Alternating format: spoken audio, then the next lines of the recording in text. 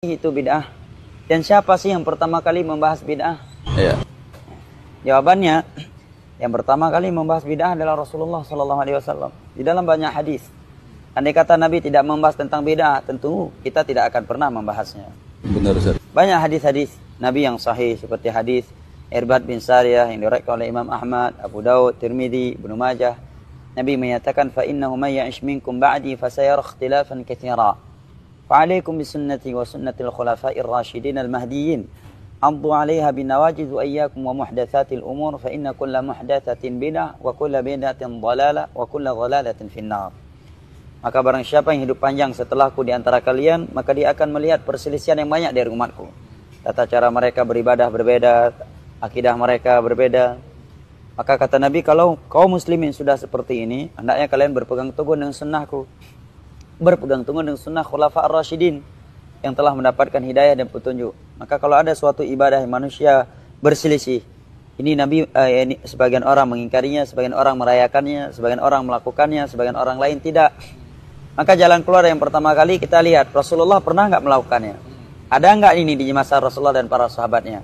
Kalau nggak ada, mohon maaf, bukan saya nggak mau mengikuti, bukan saya tidak menghargai, tetapi Nabi berpesan, kalau kita berselisih, beliau memerintahkan kita untuk mengikuti sunnah beliau dan khulafa ar-rasyidin. Saya tidak melihat bahwa amalan ini dikerjakan oleh Rasulullah atau dianjurkan oleh beliau. Juga tidak.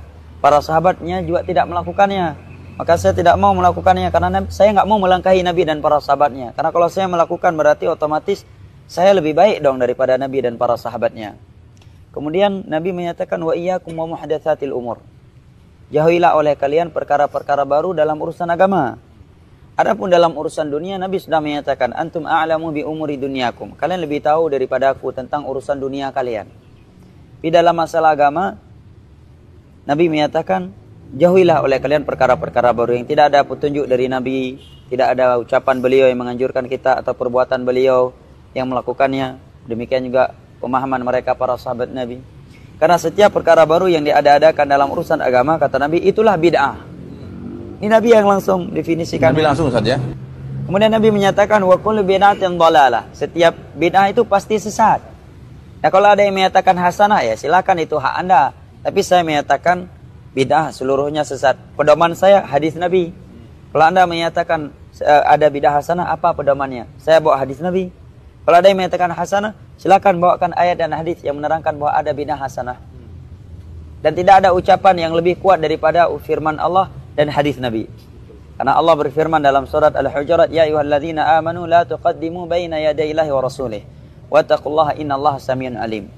Wahai orang-orang yang beriman, janganlah kalian mendahului, melangkahi Allah dan Rasulnya, dan takutlah kalian kepada Allah, sesungguhnya Allah Maha mendengar lagi Maha mengetahui. Kemudian Nabi menyatakan, wa kullu bid'atin wa kullu dhalalatin finnar. Setiap kesesatan tempatnya neraka. Kalau ada bid'ah yang hasanah, berarti ada kesesatan yang hasanah. Karena ini otomatis. Hati-hati. Ini sesat, tapi baik. Gimana, nggak nyambung kan? Iya, hati-hati, ini sesat, setengah neraka, Ustaz, ya. tapi belum pasti neraka. Nah. Oh, ini sesat tapi baik. Nah, gimana tuh? Nggak nyambung jadinya.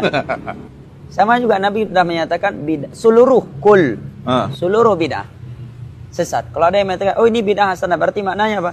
Ini sesat tapi baik. Kan begitu? Iya.